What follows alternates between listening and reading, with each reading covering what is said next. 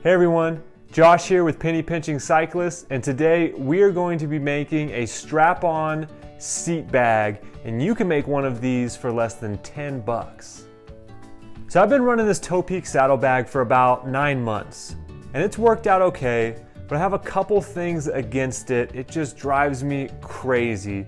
First off, the thing is massive. Second off, it just flops around everywhere.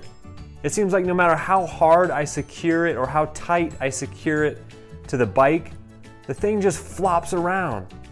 It's worn down the carbon so much from all the movement that you can actually feel and see an indentation where the bag was attached to the seat post. So much so that if I hold a ruler against the seat post, you can actually see the gap of light revealing just how much wear has occurred in 9 months. So I figured now is an ideal time to fix this problem before my seat post is worn all the way through. Now I know I can buy smaller bags. You know, Toe Peak and other companies make awesome products that would get the job done. But in true penny pinching form, I decided that I wanted to try to make something for a fraction of the cost. And so I set out to make something that would work for me. And I just had 3 things in mind when creating this. First, it had to be cheap to make, because I'm a penny pincher. Second, it had to be secure, because I didn't want to lose anything on the trail. And third, it had to be lightweight. And so with those 3 things in mind, I created this strap-on seat bag. So I've used straps before in the past, but the only issue that I've had with that is that the tube that I would strap onto the bike would ultimately get caked with mud, or small rocks would get somehow jammed in the folds of the tube, and then over time those rocks would wear small holes in the inner tube, and then you would go to replace, you know, a flat or something, and then that tube wouldn't hold air, and then you're stuck on the side of the trail. That's happened to me before. So I wanted something more than just a strap. And to be honest, I actually had a hard time trusting that those straps would hold the inner tube and the multi-tool and the bacon strips and maybe, you know, a CO2 cartridge or something else like that. I don't know, maybe it was a lack of faith on my part in those things, but I was just always afraid that something would wiggle out, fall out, and so I wanted something a little bit more secure than just a strap. Now, I was actually able to make this using materials that I had laying around my house, so it didn't really cost me anything, but if you were to go out and buy all of these materials, it would be less than $10. And actually, this will yield you more than one strap. So you can make these things and sell them to your buddies and probably even make a profit off of this. So let's jump in and I'll show you how to make this and what materials I used. So what you're gonna need is an old polyurethane or Tyvek mailing envelope. You know, the ones that you always throw away from your Amazon orders.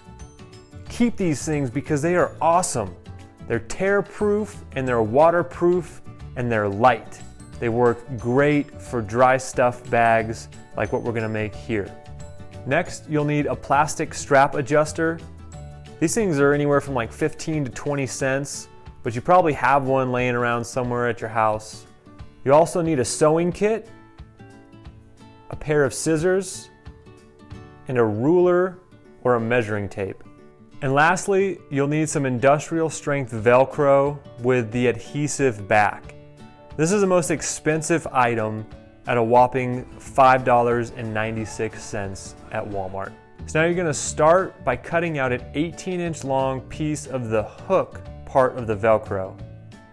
Now my Velcro was 2 inches wide, and so I had to cut it in half for it to fit my 1-inch plastic strap adjuster.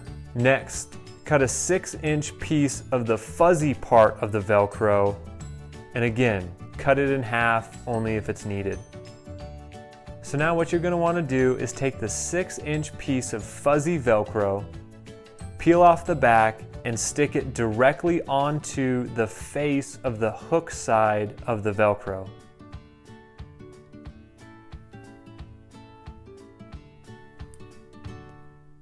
Now, on the opposite side of the strap, peel the backing back just a few inches and insert the Velcro through the plastic strap adjuster. and then fold the Velcro over so that it sticks to itself. Then go ahead and cut off the excess plastic backing.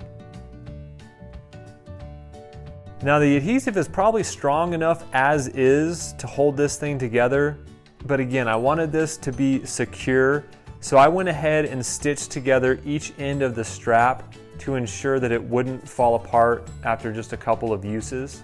So once you have it all stitched up, it's ready to go. Simply loop it through the other hole on the strap adjuster and then pull it back on itself so that it sticks to the Velcro. Now, take that ugly mailing envelope that's all beat up and simply flip it inside out to reveal a nice, clean, new look. So before I shoved it full of all my stuff, I took a second just to take an old inner tube and cut a section off so that I could put my multi-tool in it. And my hope is that this extra layer of rubber will keep the tool from wearing a hole in the new inner tube that I'll be putting in this bag, since they're going to be strapped together. Now it's time to fill the bag. And what you put in it is really up to you. But what I like to carry is a tube, tire levers, a multi-tool, bacon strips with the insert tool, 12 inches of duct tape folded onto itself, and a fruit strip, just in case. Now just roll the bag up, slap your favorite sticker on it, strap it to your bike, and you're ready to ride. Now the difference in size and weight is significant. You know, this new pack actually fits inside of the toe peak bag with room to spare. And after a few rides with it, I love this new setup. I'm happy to say that it hasn't moved one bit. Now, I'm not sure about this because I don't have a dropper post, but with this setup, I think it would actually work if you're running a dropper post, because it only attaches to the seat and not the seat post. So you should still be able to have that movement without any interference. So if you guys liked what you saw in this video and you want to see more penny pinching ideas, make sure you subscribe and like this video, and maybe even share it with a friend or two.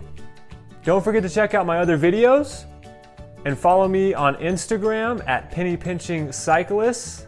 See you guys next time.